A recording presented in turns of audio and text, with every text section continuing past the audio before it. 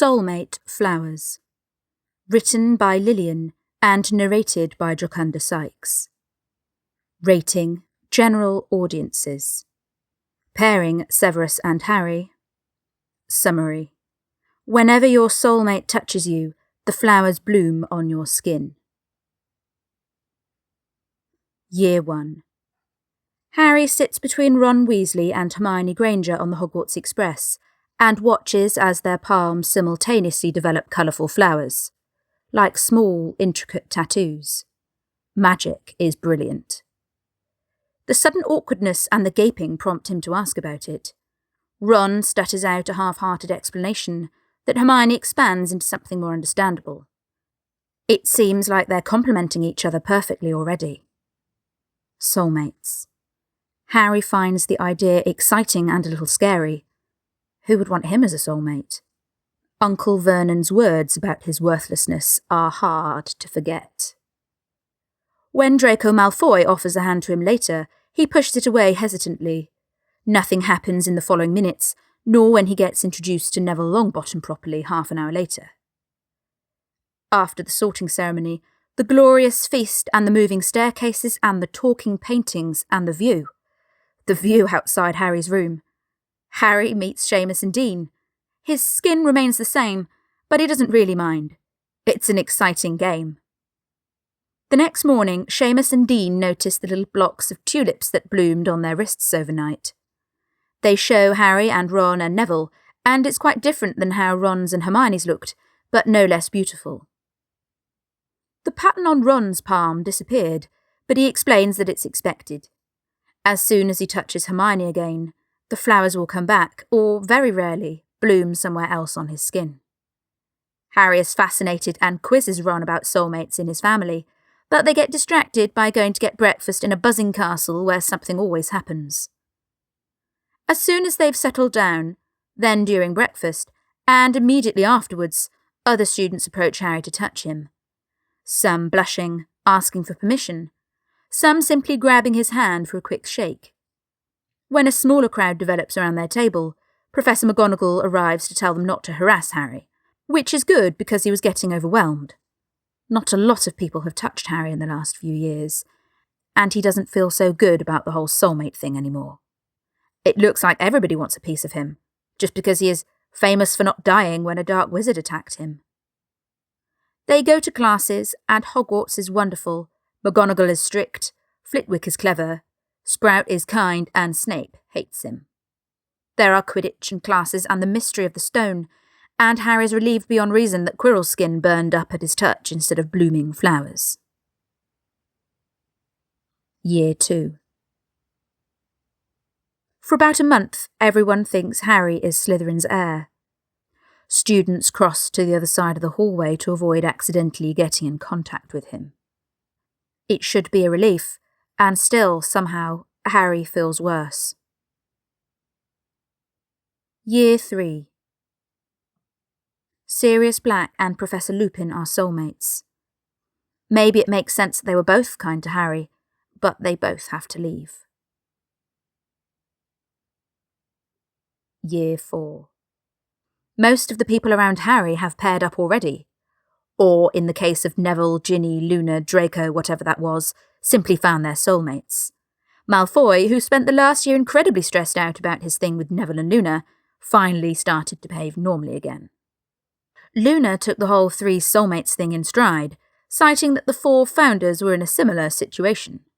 Hermione insisted that this wasn't a fact supported by any written evidence, but she did so quietly after Ginny talked to her. Neville fretted about how to tell his grandmother. Ginny was mostly interested in playing Quidditch, so she took care of the whole thing with a shrug. People still approached Harry, especially at the beginning of each year. He was rarely in the mood anymore to allow these touches, and his friends tried to shield him as much as possible. The foreign students arriving for the Triwizard Tournament created excitement amongst the single students, but Harry only dreaded the influx of strangers who'd look for a potential mate in him. That year, he touches Colin, Cho, and Victor Crumb, and Fleur, and Cedric in the end. Pettigrew and Voldemort take his arm and press on his scar respectively, but the knowledge that regardless of Trelawney's prophecy or the Twin Wands, neither are his soulmates doesn't console him. His life sucks, soulmateless or not. Year 5.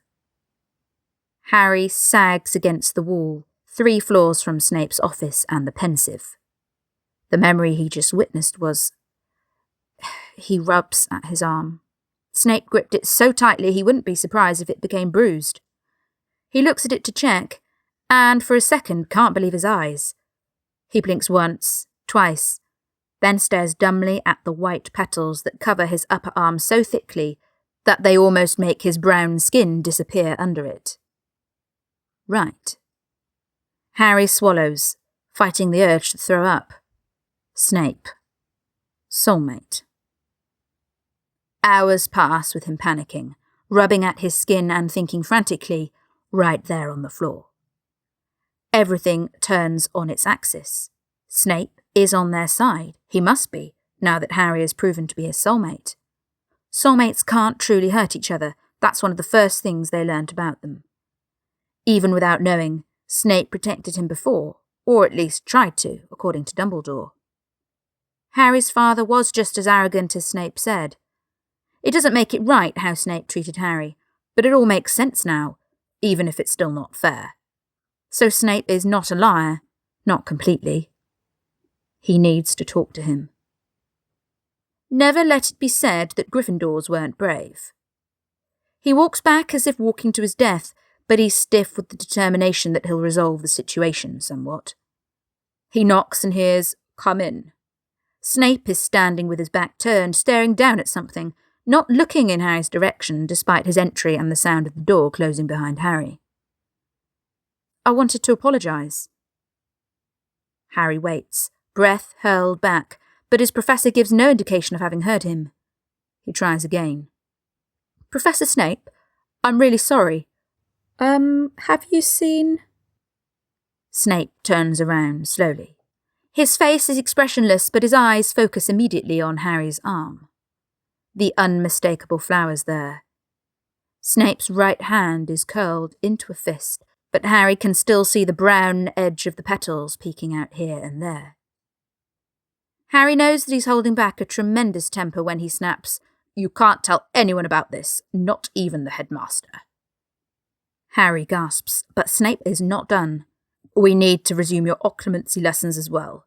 The Dark Lord cannot find out." "Why?" Harry demands. Snape seems to lose whatever control he had, exploding at him, "Because you're putting my life at risk, child." Harry steps back involuntarily. "You mean..." "Do you think there would be any opportunity for spying had he discovered this?" Snape asks cuttingly, sarcastically, waving his guilty hand at Harry. "As things are, your mind is so weak, so unprotected, he can read it without any difficulty." True, Harry was shit at occlumency, but that wasn't just his fault. "I'm not lazy, I just don't understand, okay? I can't empty my mind. I don't know how to do it, there's just so much homework and those books are really hard to make sense of and I..." "Enough," Snape quiets him. "I will attempt to find a solution. For tonight you're getting a sleeping potion." He spells the pensive away before he goes to retrieve the vial. He also brings out a salve that gets rid of the flowers. Harry wishes he could keep them, just as long as he could commit them to memory, but doesn't dare to ask Snape, who is terrifyingly quiet. The cold paste stings a little, but it gets rid of the marks as easily as water washes away drawings in the sand. "Come back tomorrow straight after your last class. Bring your books. If anyone asks, tell them you did something extremely stupid and got yourself detention for the rest of the month." Harry, for once, doesn't argue with him. Occlumency is hard, and the revelation doesn't help Harry's concentration. Snape. Snape is on his mind constantly, twisting his emotions into different shapes like shadows on a wall. Of course, there are people without soulmates, without flowers blooming all over their bodies. As far as Wizarding Society is aware, it doesn't have a bad medical influence on you if you never meet them. There is no other use to them beyond the superficial. You can live your whole life ignoring the fact that there is someone in the world who is in some way more in tune with your soul than others. but people wear their marks with pride. It's regarded as something incredibly attractive, something that everyone desires to have. Snape is mostly unchanged. He acts the same way around Harry in class, and still grills him tirelessly to defend his mind. They meet every evening, and there seems to be no progress at all. In private, Snape abstains from shouting at him once Harry tells him it unsettles him. He is no less angry, but without being loud, Harry recognises his emotions for what they truly are: desperation, fear. Harry tries harder to learn occlumency, but until that happens, he gets sleeping solutions every evening, and Snape develops mind-shielding potions for the daytime. They agree on keeping both Dumbledore and Voldemort in the dark about this.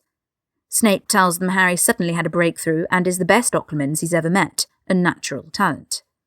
The headmaster is pleased, the Dark Lord furious, and they both believe him. Snape never touches Harry.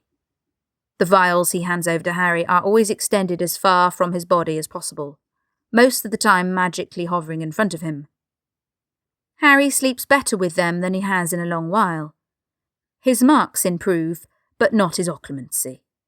His mood also suffers from spending so much time with Snape, but not all of his influence is bad.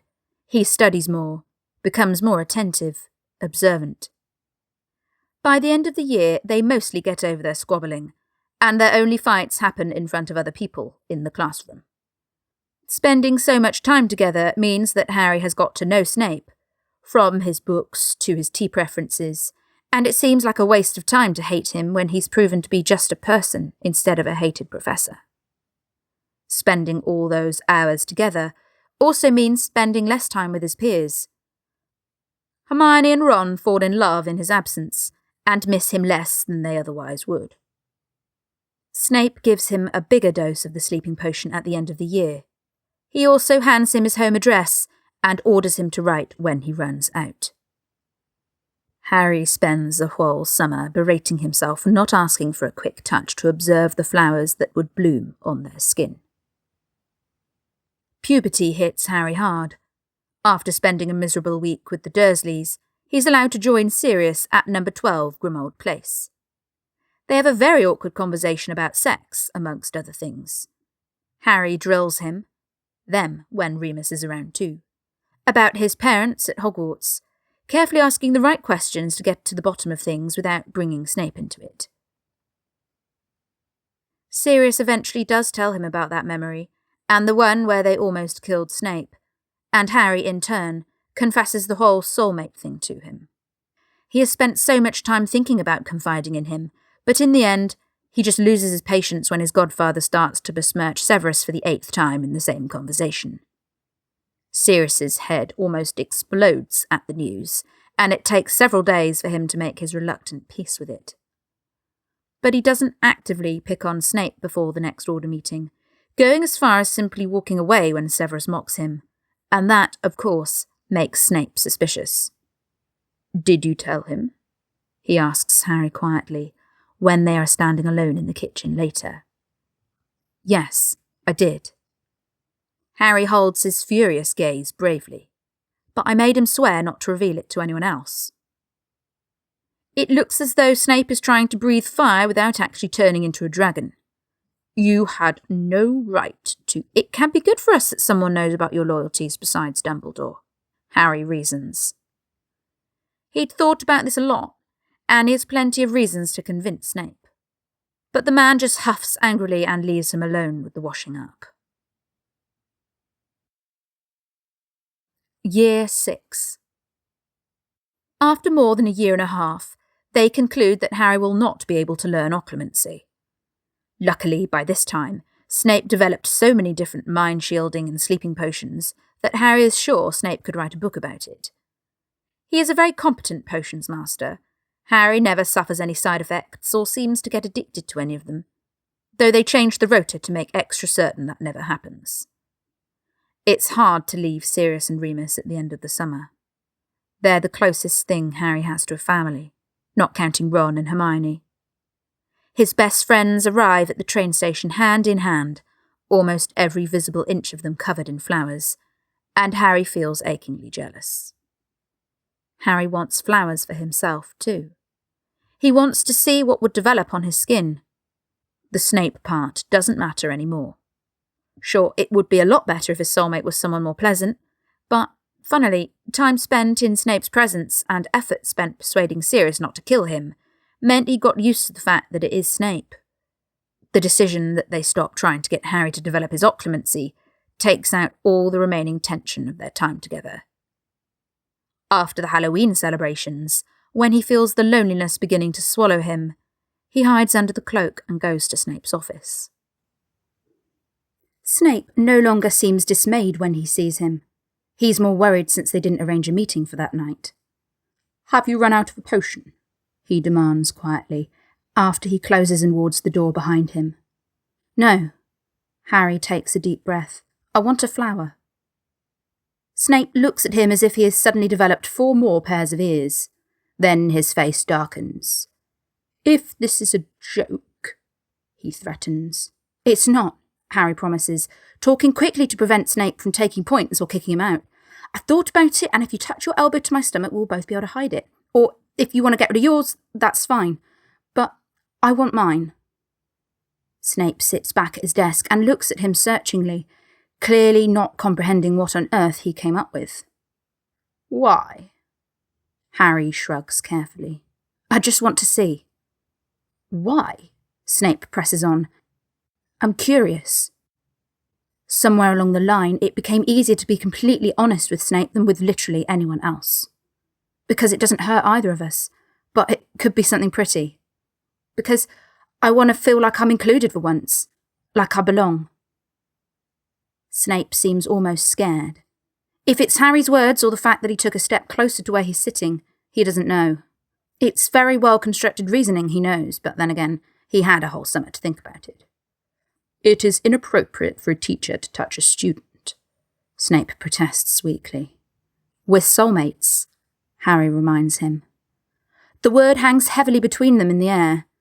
Harry wonders if either of them have ever acknowledged it aloud, and finds he doesn't remember. Besides, it's not one of the most intimate parts of the body.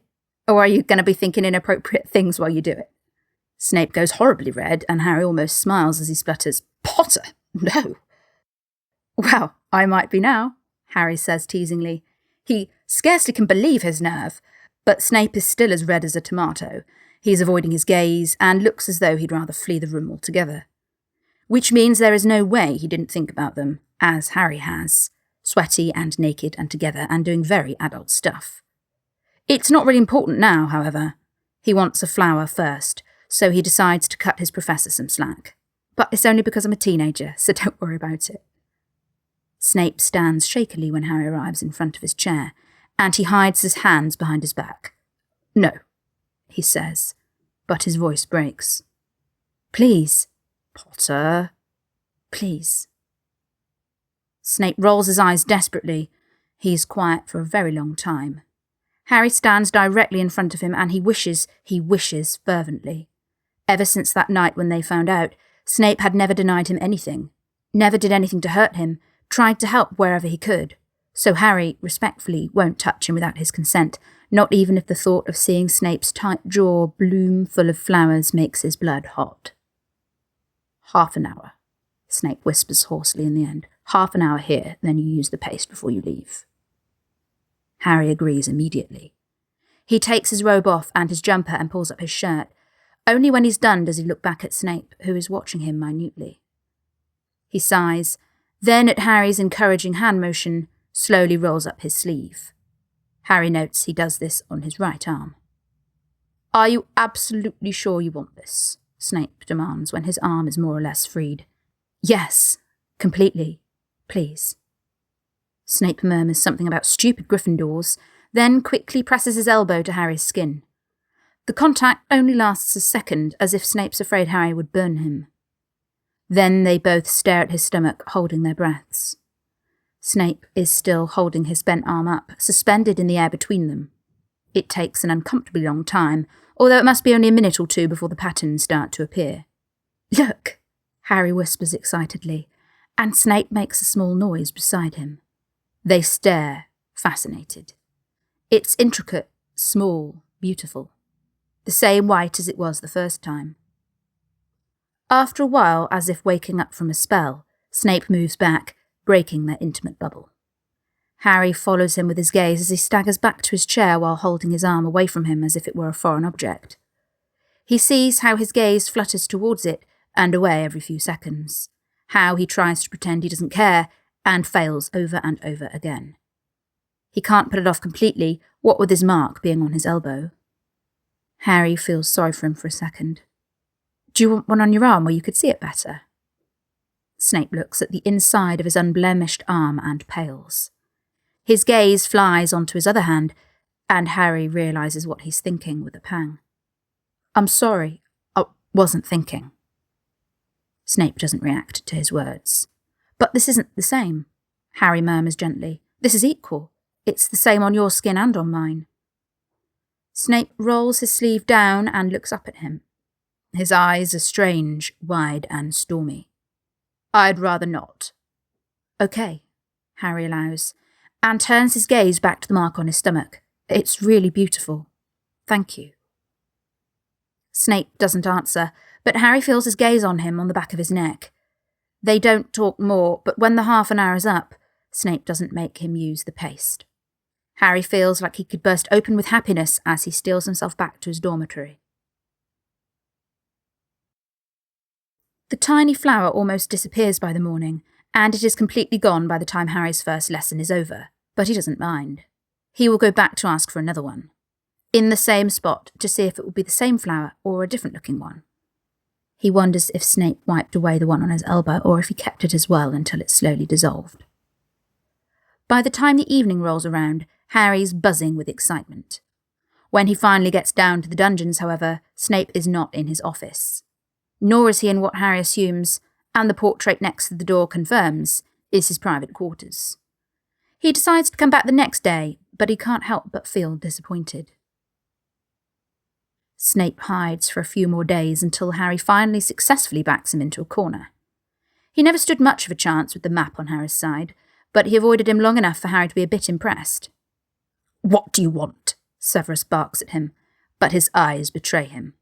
Oh, he knows what's happening, and Harry is sure he wants it too. That's why he's trying to run. That's why he's terrified. Another one. From then on, it's a downhill battle. Harry realises Snape fell so desperately in love with the Pattons as Harry had almost immediately. It gets to a point where they start heated arguments in DADA over Defence Against the Dark Arts subject matters, Snape's teaching style, Harry's father, Harry's attitudes, and Snape's scorn, and it's so fake it's laughable. The only point is that Harry gets himself believable detention, or gets called away before his longer breaks, where they can reverently touch skin to skin, watch each other and their own selves with a seemingly insatiable hunger. They hide their tracks as paranoid lovers. The whole thing resembles a forbidden romance, even a sexual relationship, except for the nature of their touches. It's always just from the tip of their fingers to their elbow, and very rarely on Harry's abs. For Snape, only on his right arm. It's intimate, like making art. 2 fingertips stroking down gently in a swipe. A circle over the wrist. Harry starts dreaming of patterns, catching himself doodling the single spot where Snape has a small mole, the one that Harry always tries to make in the middle of a blooming flower, but never quite successfully done so far. It becomes an obsession. He sees Snape's fingers itch as soon as he notices him in common places. They become adept at reading each other's gazes seemingly overnight. Harry sometimes wakes in the night and gets out the map to check on Snape. Once, when he is not in his quarters, but perhaps doing his share of the night rounds, and he is not too far away from the tower, Harry slips on his shoes and puts on the cloak without a second's hesitation. If they touch now, the flowers will last until morning, and he can wake up and see them again. Snape doesn't look particularly surprised to see him. He seems frail and weirdly out of his element in the wandlight. Perhaps it's that he's not shouting anymore. Except in class, for show, not at Harry. It's a heady thing having a secret together. Harry starts thinking about him as Severus, his secret art project. His canvas, which only he is able to paint on. He never realised he was so interested in flowers, in nature, in art, but now he spends a substantial amount of his time reading about these topics in the library. He wants to capture the flowers and has an idea one day when Colin starts his fortnightly harassment of him with his camera. He has a few awkward and untruthful conversations with Hermione and Ron about ordering things via owls, but at the end of the week he is able to take pictures. Magical pictures. They have a real fight in what feels like forever. The fight escalates into the old shit, the name-calling, the hurtful resentment, but is coupled with a form of physical closeness none of them quite notice. When the flowers start appearing from all the aggressive grabbing and shoving they've been doing, Harry snaps a picture out of spite, and the argument disappears in their awe. There are rules, of course, for the photographs. Nothing but the arms and make it non-descriptive, and nothing that could give away Severus's identity. But then there are also touches and flowers, and it's all documented. Real. Harry looks at them every time he's not able to get to Severus. It makes him feel less alone. Year 7. Harry forces the bezel down Severus's throat, then pours the solution Hermione presses into his shaking hand on the wound. It struggles to patch the skin back together. Meanwhile, Snape is just staring at him, pain in his eyes, choking on his own blood. His hands are clutching Harry's arms, and the whole experience breaks Harry's heart in a way he's sure he'll never recover from, not if Severus dies. He has not seen him for months. His skin was so empty it almost physically hurt looking at it most days. "I love you," he confesses to Severus furiously, blinking away his tears just in case he should know. He ignores Hermione's surprised gasp. "Don't you dare leave me alone, you bastard. There are so many places you haven't touched me yet, so many flowers I want to see. I want to wear the signs of you until the end of my life." Severus gives him memories, mouths, "Kiss me," which Harry does slowly, softly. Their first and last kiss. A quiet goodbye. By the time Harry's in the forest, the flowers have appeared on his arms. Harry stares at them as Voldemort taunts him, stares at them as he casts his curse. It's the last thing he sees before the green darkness envelops him. Year 8. Harry wakes up early and stares at Severus's sleeping form, what's visible from where the cover slipped away. He is positively tattooed all over, with intricate little flowers, and Harry hungrily seeks out the spots where it seems they have started to fade. It must be about the 100th time they made love, but he thinks he'll never get tired of seeing the after-effects of their single-minded, possessive touches.